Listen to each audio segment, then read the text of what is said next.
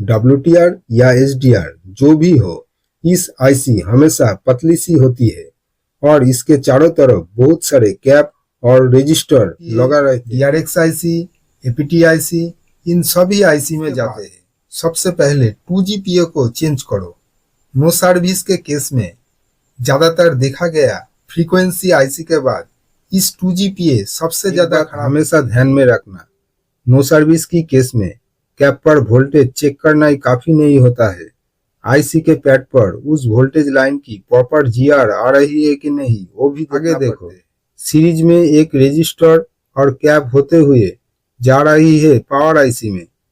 इस लाइन की GR checking के लिए सिंपल सीरीज में लगा हुआ इस कैप को उठाओ और दोनों तरफ की जीआर चेक करो। देखिए WTR और या SDR बदलने के बाद भी नो सर्विस बने रहे तो यहाँ पर फ्रीक्वेंसी आईसी में दो कंडीशन बन सकती है। एक, वोल्टेज आना, दो, वोल्टेज नहीं आना।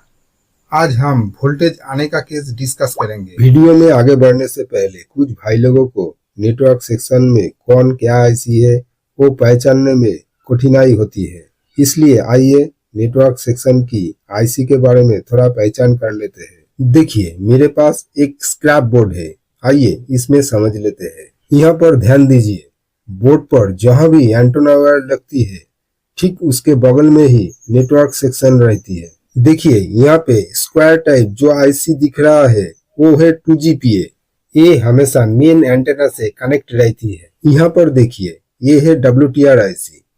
WTR या SDR जो भी हो, इस आईसी हमेशा पतली सी होती है और इसके चारों तरफ बहुत सारे कैप और रजिस्टर लगा रहते हैं। ऊपर में देखिए ये होते हैं DRX आईसी। यहाँ ध्यान देने वाली एक बात है, DRX आईसी ज्यादातर मदरबोर्ड में नेटवर्क सेक्शन में सबसे ऊपर की तरफ होते हैं और उसके साथ एक एंटेना जुड़े हुए रहते हैं। चलिए कुछ बोर्ड में देख लेते हैं।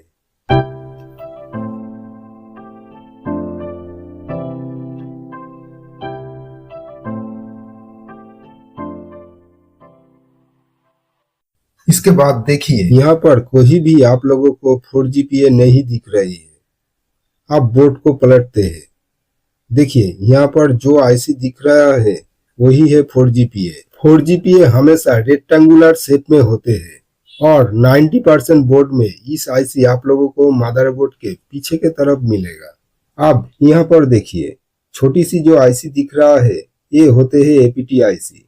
इस आईसी के बगल में हमेशा एक कॉइल और 3 या 4 कैप मिल सकती है। इस आईसी ज्यादातर मदरबोर्ड में आप लोगों को 4GPA के बगल में मिलेगा। आप चलते हैं मेन वीडियो की तरफ।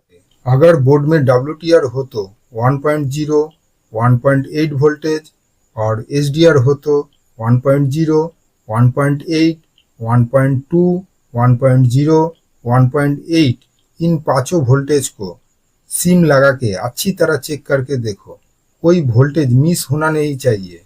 अगर वोल्टेज आ रही है तो चलो 2GPA के पास देख लो VPH और 1.8 वोल्टेज मिल रही है कि नहीं। मिल रही है तो चलो 4GPA के पास और चेक करो VPH 1.8 और VPA APT वोल्टेज। यहाँ पे कभी कभी VPA वोल्टेज नहीं मिलती है, उस टाइम हम लोगों को APT आईसी चेक करना पड़ता है। देखना पड़ता है VPH और 1.8 वोल्टेज इस आईसी में ठीक से आ रही है कि नहीं। सब कुछ अगर ठीक रही तो चलिए DRX आईसी के पास। देखो यहाँ पर कुछ शॉर्ट तो नहीं है। अगर यहाँ पे सब कुछ ठीक है, इस आईसी को 1.8 वोल्टेज और 2.7 वोल्टेज भी मिल रही है तो आप क्या चेक करें। तो इसके बाद सबसे पहले 2GPA को चेंज करो। नो सर्विस के केस में ज्यादातर देखा गया फ्रीक्वेंसी आईसी के बाद इस 2GPA सबसे ज्यादा खराब होते हैं। इसके बाद भी नो सर्विस बने रहे तो RFE क्लॉक, RFE डाटा को चेक करना पड़ता है। CPU से RFE क्लॉक और RFE data frequency IC, 2GPA, 4GPA, DRX IC, APT IC इन सभी आईसी में जाते हैं। इन सभी आईसी को उठा के RFE क्लॉक और RFE डाटा चेक करना पड़ता है। अगर इस लाइन ओके रही तो चलते हैं नेक्स्ट स्टेप में, पावर आईसी के तरफ। आप लोगों के दिमाग में जरूर आते होंगे वोल्टेज तो ठीक ठाक बन रहे हैं, पावर आईसी में जाके क्या करूं? रुको जरा सब बताता हूं। पावर आईसी से 19.2 मेगाहर्ट्ज फ्रीक्वेंसी आईसी में जाते हैं। अगर इन लाइनों में कुछ गड़बड़ हुए तो 100% नो सर्विस आएगी। इसलिए 19.2 मेगाहर्ट्ज फ्रीक्वेंसी प्रॉपर WTR और या SDR जो भी हो इसमें जा रहा है ही कि नहीं जानना बहुत जरूरी है। इसके लिए DSO चाहिए, लेकिन हम जानते हैं आप जो लोग वीडियो देख रहे हो उनमें से 99% लोगों के पास DSO नहीं है। उसका भी सॉल्यूशन है, बताता हूँ। सबसे पहले पावर आईसी से फ्रीक्वेंसी आईसी तक क्लॉक लाइन को प्रॉपर अच्छी तरह चेक करो। सब ओके रहा तो पावर आईसी चेंज कर दो, 100% काम बनेगा।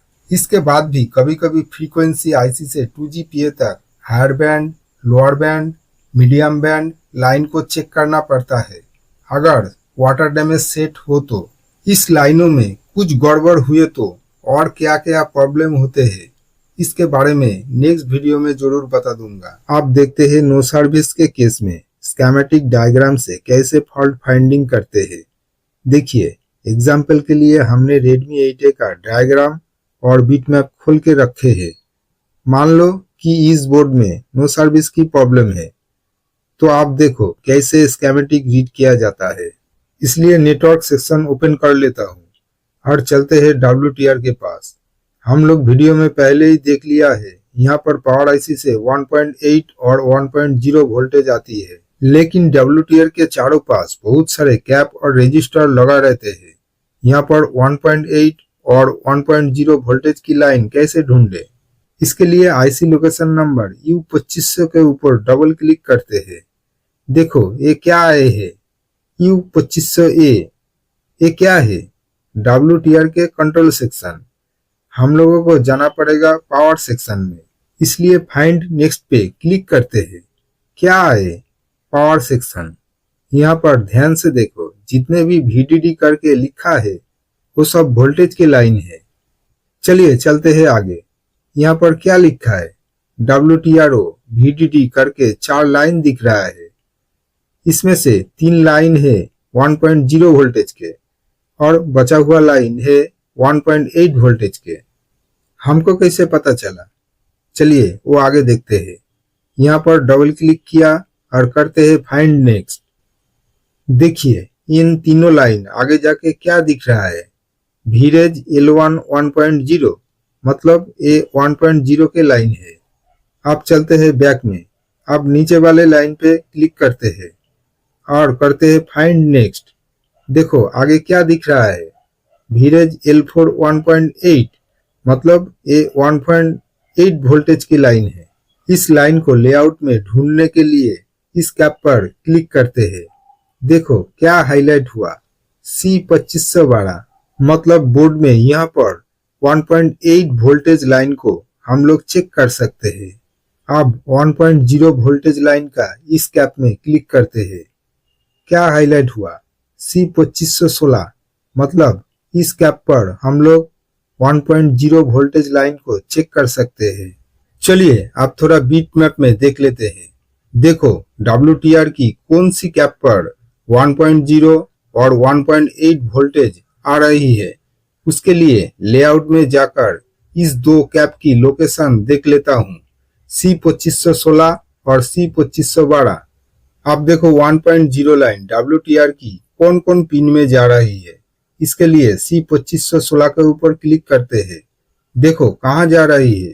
3 रजिस्टर के ऊपर, R2505, R2503 और R2504। R2505 रजिस्टर के दूसरे सिरे पर क्लिक करते हैं। कहाँ जा रही है? WTR के पिन नंबर 30 में। अब R2503 के दूसरे सिरे पर क्लिक करते हैं। ये कहाँ जा रही है? 35 नंबर पिन पर। R2504 के ऊपर क्लिक करते हैं। ये कहाँ जा रही है? 25 नंबर पिन पर। उसके बाद 1.8 वोल्टेज लाइन को देख लेते हैं। इसके लिए इस कैप पर क्लिक करते हैं। देखो कहाँ जा रही है? R2508 के ऊपर। इसके दूसरे सिरे पर क्लिक करते हैं। देखो ये जा रही है WTR के 17 नंबर पिन पर।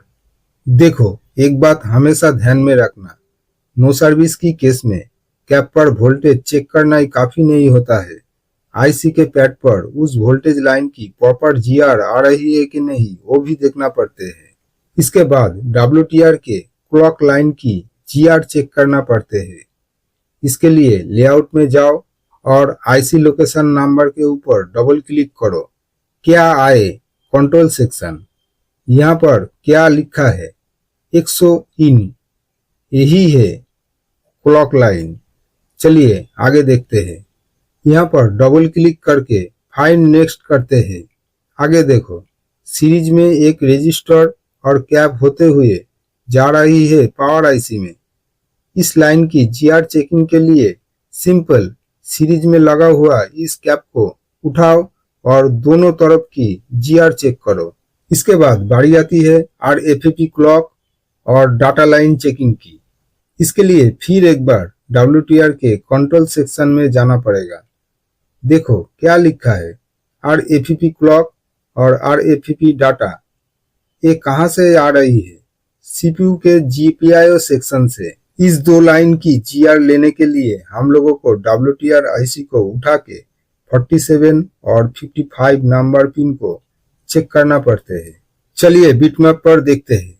देखिए क्या लिखा है 47 RFFP क्लॉक और 55 RFFP डाटा। एक क्लॉक और डाटा कहाँ से आ रही है? देखिए CPU से। अब चलते हैं 2GPA के पास, करते हैं डबल क्लिक। देखिए ये है वोल्टेज सेक्शन। चलिए आगे चलते हैं। यहाँ पर क्या लिखा है VPH PWR, मतलब इस आईसी के 9 और 10 नंबर पिन पर VPH पावर आ रही है। इस लाइन को लेआउट में देखने के लिए C2700 एक कैप पर क्लिक करते हैं। देखो कहाँ हाईलाइट हुए, यहाँ पर। तो इस कैप पर हम लोग VPH लाइन को चेक कर सकते हैं। इसके बाद देखते हैं VIO लाइन को। क्या दिखते हैं VREG L5 1.8, मतलब ये 1.8 वोल्टेज की लाइन है। लेआउट में इसके लोकेशन जानने के लिए C2706 के ऊपर क्लिक करते हैं। देखो कहाँ पे हाईलाइट हुआ, इस कैप में, मतलब हम लोग यहाँ पे 1.8 लाइन को चेकिंग कर सकते हैं। इसके बाद जीआर देखना पड़ते हैं RFFP क्लॉक और डाटा के। चलिए आगे देखते हैं क्या लिखा है RFFP क्लॉक और RFFP डाटा। ये दो लाइन CPU से खाली इस आईसी में ही नहीं 4GPA और APT आईसी में भी जाते हैं। चलिए बिटमैप पर दिखाते हैं। इसके लिए C2713 और C2707 इस दो कैप की लेआउट में डेस्टिनेशन देख लेते हैं। अब चलिए बिटमैप पर करते हैं क्लिक। देखिए ये लाइन जा रही है 2GPA में और जा रही है 4GPA और APT आईसी में, और दूसरी लाइन भी CPU से सिमिलर इन तीन आईसी में जा रही है। इस तरह आप लोग 4GPA और APT आईसी भी चेक कर सकते हैं। अब चलते हैं DRX आईसी के पास और करते हैं डबल क्लिक। देखो यहाँ पर VDD और VIO करके दो वोल्टेज की लाइन दिख रही है। चलते हैं आगे। क्या लिखा है VREG L18 2.7 और VREG L5 1.8। ये दोनों वोल्टेज आ रही है पावर आईसी से, और ऊपर में जो RFFP क्लॉक और RFFP डाटा लाइन दिख रही है वो आ रही है CPU से। इस तरह आप लोग स्कीमेटिक डायग्राम के थ्रू नेटवर्क सेक्शन की फॉल्ट फाइंड कर सकते हैं। हाँ, एक बात ध्यान में रखिए, मान लो आप लोग सब कुछ कर लिया तब भी नो सर्विस आ रही है, उस टाइम WTR की पैड वैल्यू दूसरे एक फ्रेश मदरबोर्ड की WTR की पैड वैल्यू से मैच करना पड़ते हैं। वीडियो अच्छी लगी तो वीडियो को लाइक और चैनल को सब्सक्राइब करना मत भूलना। बेल घंटी को जरूर दबा देना अगले वीडियो की नोटिफिकेशन सबसे पहले आपके पास पहुंचने के लिए। आज के लिए इतना ही। नमस्ते, वंदे मातरम, जय हिंद।